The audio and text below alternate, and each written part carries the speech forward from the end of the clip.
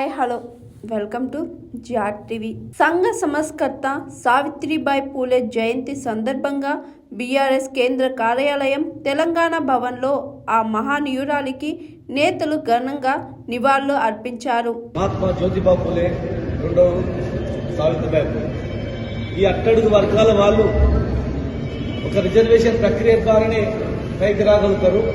వీళ్ళకు రిజర్వేషన్ కల్పించాలని చెప్పి ఆలోచనతో మదనపడి ఆ రోజు సామరాజ సామ్రాజ్యంలో రిజర్వేషన్ కల్పించి మరి ఆనాటి నుంచి అంబేద్కర్ గారు కూడా గురువుగా భావించి రాజ్యాంగం రాసి అందరికీ సమానత్వం ఉన్నప్పుడే కొట్లాటలు ఉద్యమాలు గొడవలు కావు.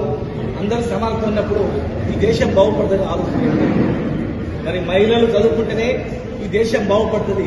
మహిళలు చదవడానికి బయటకు వస్తే మహిళల చెవులలో సీసం పోసి భయంకరమైన పరిస్థితులు చేసే రోజుల్లో ఆమె భయపడకుండా మొట్టమొదటి దేశంలోనే మొట్టమొదటి ఉపాధ్యాయులు ఆమె చదువు చెప్పడానికి వెళ్తే ఎంతో మంది అవమానించింది. వృద్ధను చీర మీద పోసింది. అనేక రకాలుగా అసభ్యంగా ఎన్ని ప్రయత్నం చేసినా ఒక్కవని ధైర్యంతో ఆమె చదువు చెప్పి ఈ దేశంలో మార్పు కారణమైంది. మరి వీళ్ళ ఆధారంగానే రాజ్యాంగం వచ్చింది. రాజ్యాంగం రాయడం జరిగింది అంబేద్కర్ గారు ఆదేశం తీసుకొని.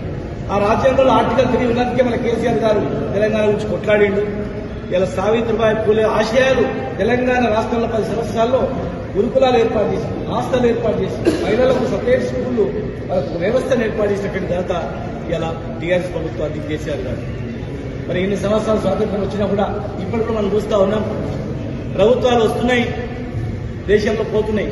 కానీ ఈరోజు ఈ భారతదేశంలో అట్టడుగు వర్గాలకు ఒక మంత్రిత్వ శాఖనే లేదంటే అసలు ఎంత సంఖ్య ఉందో కూడా స్థితిగతి లేదో ఇప్పటి ఒక సెన్సెస్ లో కూడా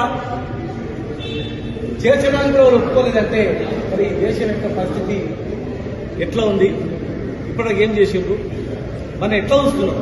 ఒక వస్తువులాగా, ఒక పనిముట్లలాగా, ఒక ఓటు బ్యాంకులాగా చూసుకున్నాం తప్ప ఈ వర్గాలకు బాగు చేయాలనేటువంటి ఆలోచన చేయలేదు. ఎందుకంటే మన సంఖ్యనే చెప్పట్లేదు, స్థితిగతులే చెప్పట్లేదు.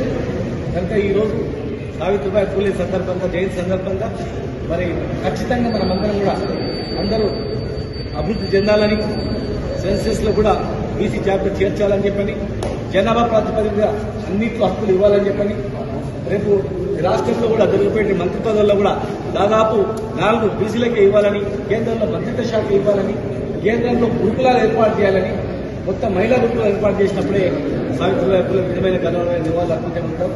కనుక మనం అందరం కూడా కట్టుబడి ముఖ్యంగా దండం పెట్టి పోవడం కాదు, ఆమె జీవిత చరిత్రను చదివి, వాళ్ళిద్దరు దంపతుల జీవిత చరిత్ర చదివి మనం ఏం చేస్తున్నాం, ఏం చేయాలి అనేటువంటి దిశగా ఆలోచన చేయాలని చెప్పని మరొకసారి మీ అందరికీ తెలియజేస్తున్నాం. ఖచ్చితంగా భవిష్యత్తులో వారి ఆశయాలకు అనుగుణంగా అన్ని రకాల దొరుకుతాయని కూడా. Hi, this is Swathi. Like చేయండి, షేర్ చేయండి, కమెంట్ చేయండి అండ్ సబ్స్క్రైబ్ చేయండి GR TV. Hi, this is Monica. Please like, share and subscribe GR TV.